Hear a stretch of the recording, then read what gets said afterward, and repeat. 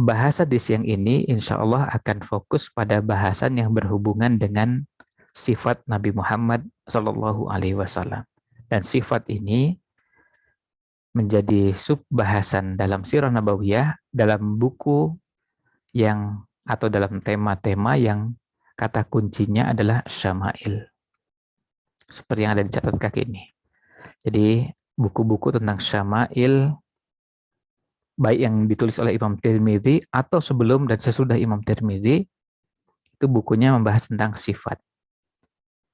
Nah, apa yang dimaksud dengan sifat nanti kita akan jelaskan pada saat kita menyampaikan tentang Syama'il. Maka kita akan coba untuk memberikan pengantar tentang apa itu bahasan Syama'il. Nah, sekarang kita akan coba masuk ke bahasan tentang pengantar apa itu Syama'il. Yang mengenal Syama'il Nabi Sallallahu Alaihi Wasallam. Syama'il Rasul Sallallahu Alaihi Wasallam. Syama'il Muhammadiyah Sallallahu Alaihi Wasallam. Jadi penamaan nanti kita akan juga kenali pada beberapa buku. Jadi Syama'il itu apa? Nah, kita akan mulai memberikan pengantar terlebih dahulu tentang Syama'il. Yang tadi disebutkan Syama'il Muhammadiyah itu apa?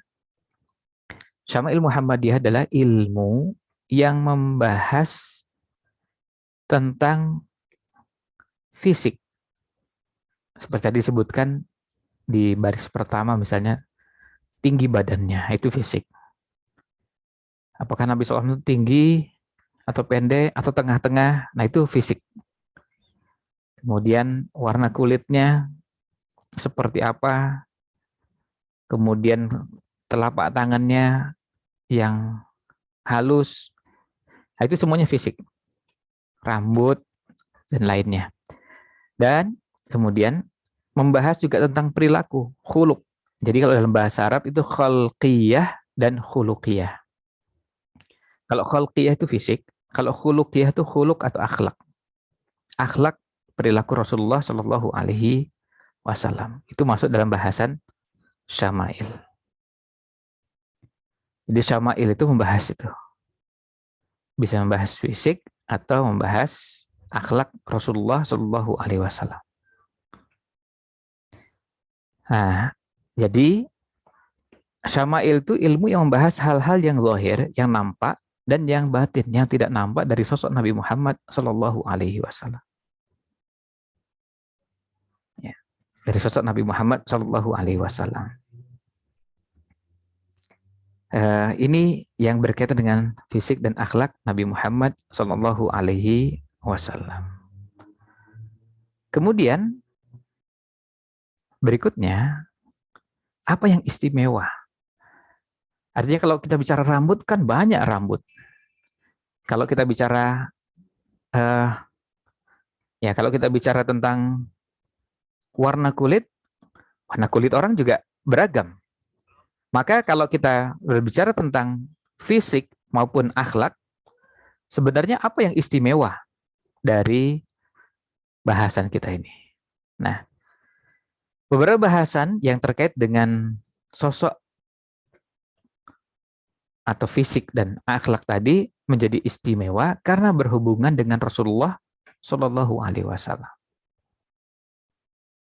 Jadi dia istimewanya karena dihubungkan dengan Rasul Shallallahu Alaihi Wasallam. Kalau dihubungkan dengan saya, nggak istimewa. Orang mengatakan ya sama aja. Kalau cuma rambut, sama dengan rambut. Bahkan mungkin ada yang rambutnya lebih bagus dari rambut saya. Kalau cuma baju, banyak yang bajunya lebih bagus dari baju saya. Artinya apa istimewanya? Kemudian kalau seandainya kita bicara tentang alat-alat, ya, apa yang istimewa? Karena Syama'il ini istimewanya karena dihubungkan dengan Rasul Shallallahu Alaihi Wasallam. Jadi keistimewaannya adalah karena kita bicara tentang rambut Rasulullah Shallallahu Alaihi Wasallam. Kalau cuma bicarakan rambut, ini ada rambut Mas Anies, rambut Pak ini, Pak itu, saya pikir biasa aja, nggak ada yang istimewa. Dan orang nggak tertarik membahas itu karena rasanya biasa-biasa saja. Rambut saya juga biasa, Mungkin satu dua di antara kita ada yang rambutnya sudah mulai ada warna putihnya. Nggak istimewa. Rambut putih itu di kalangan orang yang sudah berumur, apalagi mendekati 50 atau sudah 50, itu biasa. Orang nggak merasa itu istimewa, biasa. Kemudian kalau bicara tentang pakaian, makanan, kalau seandainya punya pedang, piring, wajan, mangkok, ya yang dinamakan bejana, sama aja kalau kita. Tapi karena ini Rasulullah SAW, maka dia jadi istimewa. Nah, itulah istimewanya pembahasan ini. Jadi syama'il itu, kalau bicaranya tentang fisik, itu gak istimewa. Tapi karena dihubungkan dengan Nabi Muhammad SAW, jadi istimewa. Kalau kita bicara tentang piring, kalau piringnya piring Bapak Ibu sekalian, termasuk piring saya, itu gak istimewa. Tapi karena piringnya Rasulullah SAW, jadi istimewa. Baju, semua kita punya baju, dan baju kita mungkin biasa-biasa, tidak istimewa. Jadi keistimewaannya di situ. Nah, tadi kita menyebutkan bahwa syama'il itu adalah salah satu cabang bahasan sirah nabawiyah. Ini salah satu cabang bahasan sirah nabawiyah. Nah, dalam sirah nabawiyah, bahasan atau sub bahasan sirah nabawiyah itu ada beberapa. Secara umum, pertama dimulai dari sirah. Sirah itu perjalanan kehidupan Nabi Muhammad SAW secara lengkap. Dari sejak lahir sampai wafat, itu sirah. Sementara maghazi isinya peperangan. Ya, peperangan yang dijalani Nabi Muhammad SAW. Baik yang beliau ikuti langsung ataupun tidak. Ya, yang artinya ini bicara peperangan, ada buku-buku yang membahas khusus tentang itu, namanya maghazi. Bicara tentang jumlah pasukan, bicara tentang ini pasukannya pasukan kavaleri, pasukan menggunakan kuda, atau pasukan infanteri, atau pasukan apa ini, atau gabungan. Terus senjatanya apa? Nah, itu bahasanya di maghazi. Oh, di perang ini menggunakan baju besi. Kemudian sebagian tidak menggunakan baju besi. Pasukan yang berkuda ada sekian. Dan nah itu bahasan-bahasan itu di maghazi. Termasuk strategi perang. Karena kita lihat strategi perang yang disampaikan atau dilakukan oleh Nabi Muhammad SAW dari satu perang ke perang yang lain tidak selalu sama. Ada strategi perang yang berbeda antara satu dengan yang lainnya. Misalnya perang Khandaq. Karena dikepung, pakai strateginya bikin parit. Pakai parit yang memanjang, membentang, panjang, lebar, kemudian tingkat kedalamannya juga yang kira-kira menyulitkan orang yang akan masuk ke kota Madinah. So, kalau mau masuk ke parit itu, dia posisinya berarti akan berada di bawah. Dan berada di bawah itu posisi paling tidak menguntungkan. Karena kalau posisi di bawah, dari atas, jangankan pakai senjata, cukup melempar dengan menggunakan batu, menggunakan tanah, menggunakan apa saja sudah merepotkan yang di bawah. Susah untuk menghindar, karena posisinya sudah terkurung di parit tersebut. Atau mau disiram pakai air, atau menggunakan apa saja, posisinya tidak menguntungkan. Nah, ternyata ini salah satu strategi perang. Nah, itu contoh. Itu bahasan maghazi. Sementara syama'il itu bicara tentang sifat yang berhubungan fisik dan akhlak Nabi Muhammad Shallallahu Alaihi Wasallam. Kemudian ada namanya madaih. Madaih itu berisi untayan syair, salawat, dan pujian kepada Nabi Muhammad Shallallahu Alaihi Wasallam.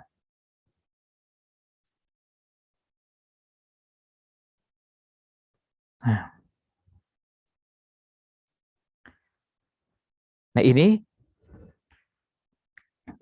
madaih artinya Wajar kalau kita sebagai umatnya membuat syair-syair, membuat mungkin kalau bahasa kita sekarang ada syair, ada gurindam, atau ada apa saja kalimat-kalimat, bisa jadi wujudnya pantun kalau bahasa Indonesia.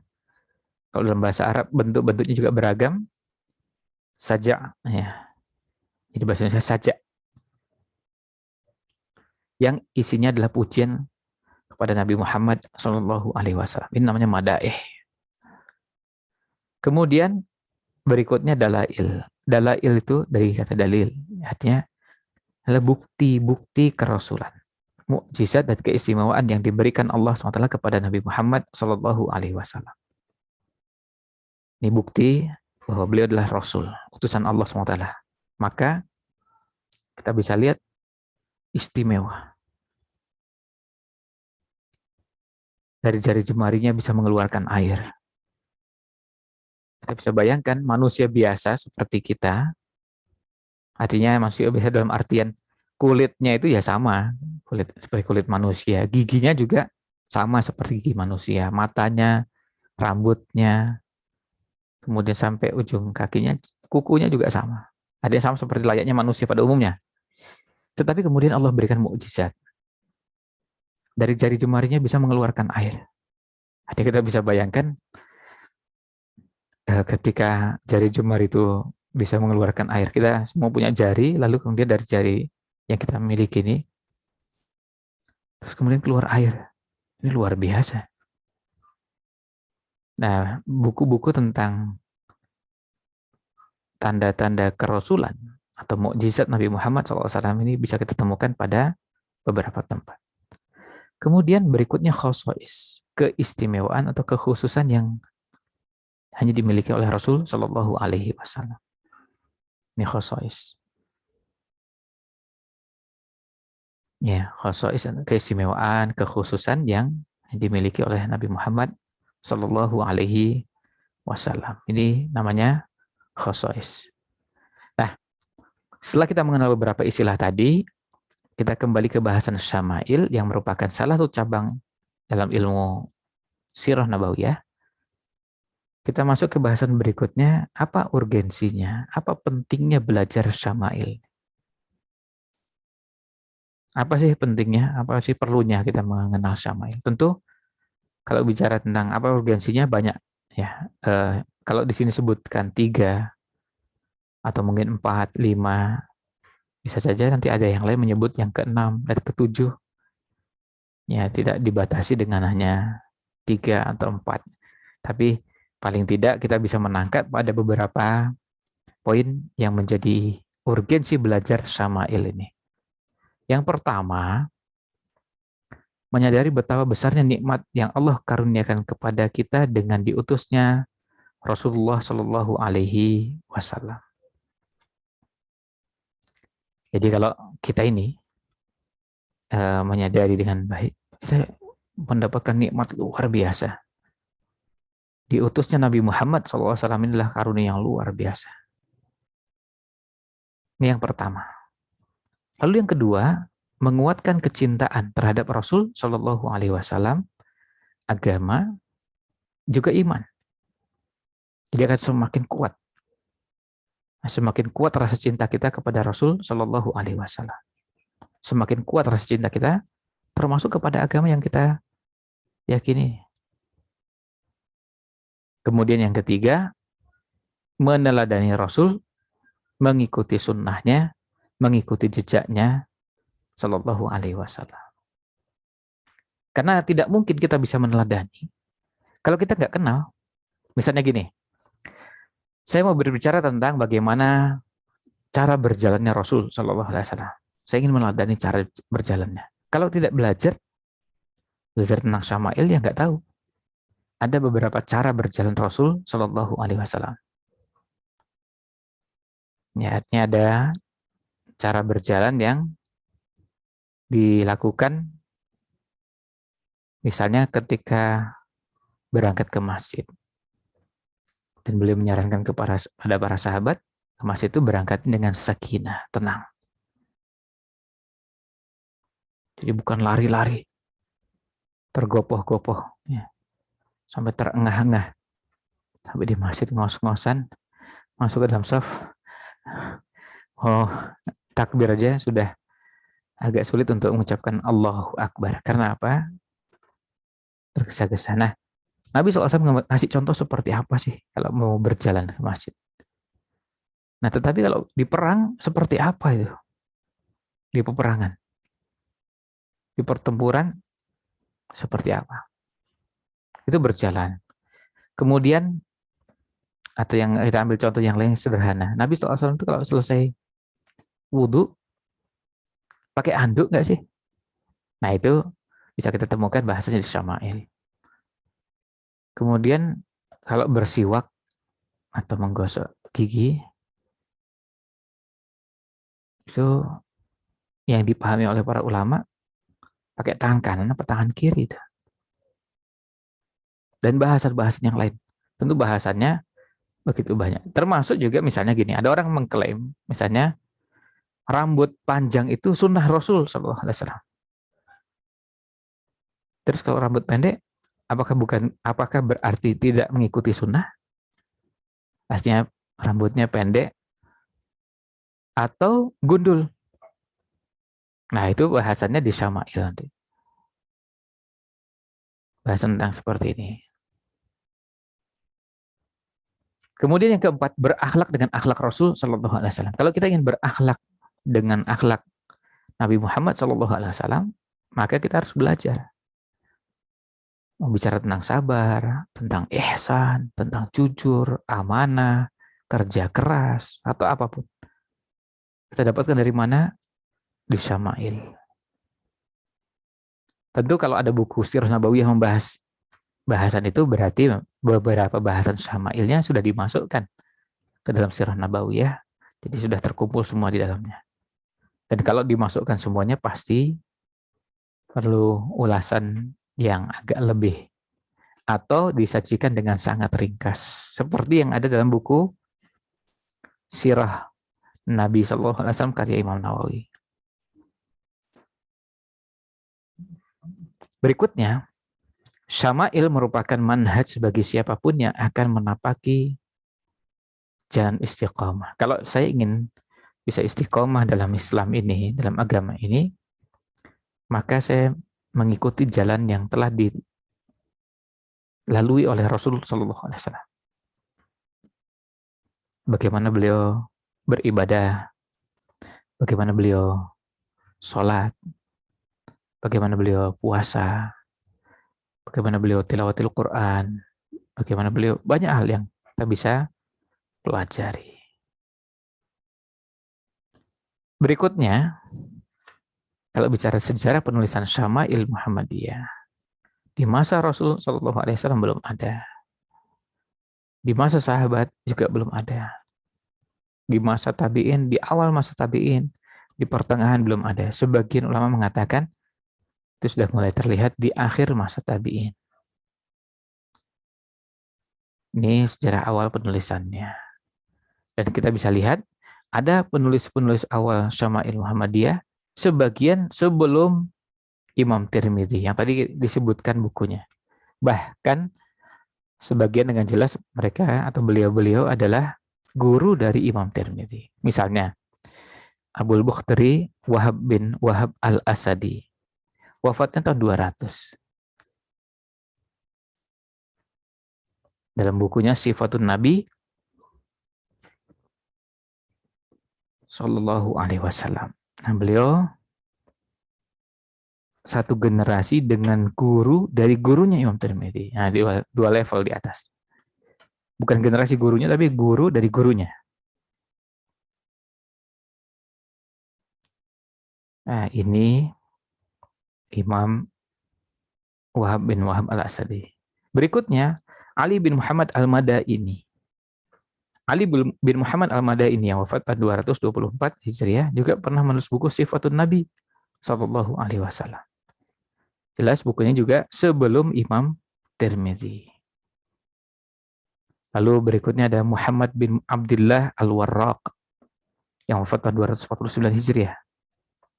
dalam bukunya Akhlakun Nabi Sallallahu Alaihi Wasallam. Kemudian ada Daud bin Ali Al-Asbahani yang wafat tahun 270 Hijriah. Masuk dalam Sifatu Akhlakin Nabi Sallallahu Alaihi Wasallam. Kemudian yang berikutnya Muhammad bin Isa At-Tirmidzi. Ya, Muhammad bin Isa At-Tirmidzi. Beliau yang kemudian kita kenal dengan nama Imam Tirmidzi. Bukunya Syama'il. Dan sebagian cetakan menggunakan judul Syama'il Muhammadiyah. Kita bisa lihat beliau wafat tahun 279.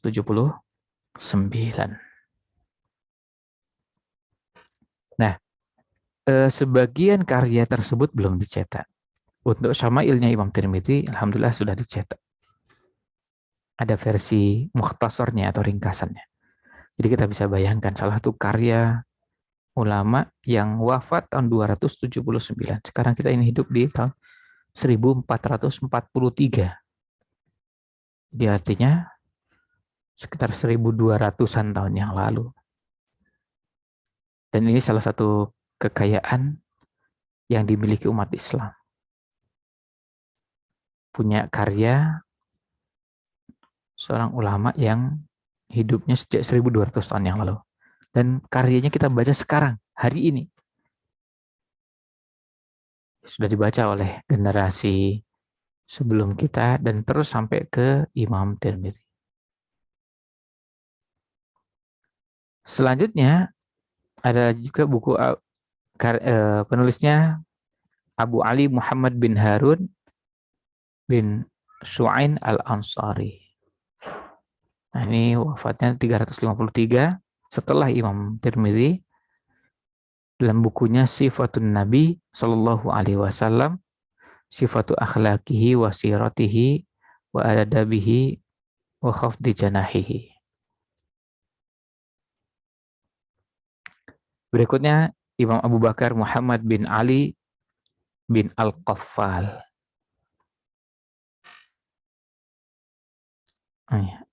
Asy-Syashi.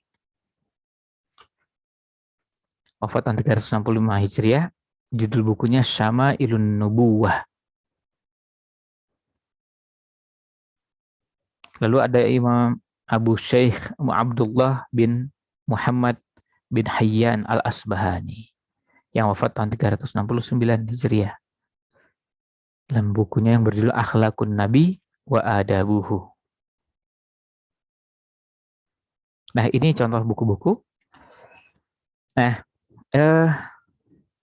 selain buku khusus yang tadi ini nomor 1, buku-buku khusus yang membahas temanya Syama'il. Tadi hanya beberapa contoh. Kalau tadi kita menyebutkan dalam slide sebelumnya ada misalnya 6 atau 7 atau berapa, itu hanya sebagian. Karya para ulama tentang Syama'il lebih dari itu. Dan masih banyak. Tapi kita hanya ingin menyebutkan contoh-contoh. Nah, Syama'il juga selain di buku khusus juga bisa didapatkan di kitab-kitab hadis yang bersanad. Misalnya Sahih Bukhari. Sahih Bukhari ada Kitabul Libas, membahas tentang pakaian. Dalamnya bahas tentang pakaian Nabi SAW. Bahas tentang berpakaian. Kemudian Kitabul Adab, juga jelas adab Nabi SAW. Kemudian Kitabul Isti'zan, minta izin. Sahabat mau ketemu Nabi SAW, minta izin ketemu. Ini al-Isti'zan. Di Sahih Muslim ada Kitabul Libas, Wazinah, Kitabul Fadail, Kitabul Bir Wasilah, Wal Adab, lalu Kitabul Zuhd, Wal Raqaiq, dan yang lainnya. Nah, kemudian di Sunan Abi Daud, Sunan Tirmidzi, Sunan Nasa'i, Sunan Ibnu Majah, di Musnad Ahmad. Di Musnad Ahmad lebih dari 200 hadis tentang Syama'il. Kemudian Dalailun Nubuwah karya Imam Al-Baihaqi, Uyunul Athar fil Maghazi was Syama'ili Wasiyar karya Imam Ibnu Sayyidin Nas. Kemudian Tarikh Islam karya Imam Az-Zahabi, Zadul Ma'ad karya Imam Ibnul Qayyim, lalu Al-Bidayah wan Nihayah karya Imam Ibnu Katsir. Nah, jadi kita bisa lihat di sini contoh-contoh buku-buku yang membahas tentang Syama'il. Selain itu juga ada buku Jawami'ul Hadits waz Zawaid. Intinya Syama'il itu bisa ditemukan dalam beberapa referensi. Nah, demikian. Ini karena sudah tinggal 1 menit lagi jam 1, saya cukupkan untuk paparan tentang Syama'il ini. Mudah-mudahan bisa memberikan gambaran tentang bahasan yang ada dalam buku Sirah Nabi SAW karya Imam Tirmidzi ini. Ya, saya kembalikan. Terima kasih Ustadz Ridwan. Ini mohon izin ada satu pertanyaan.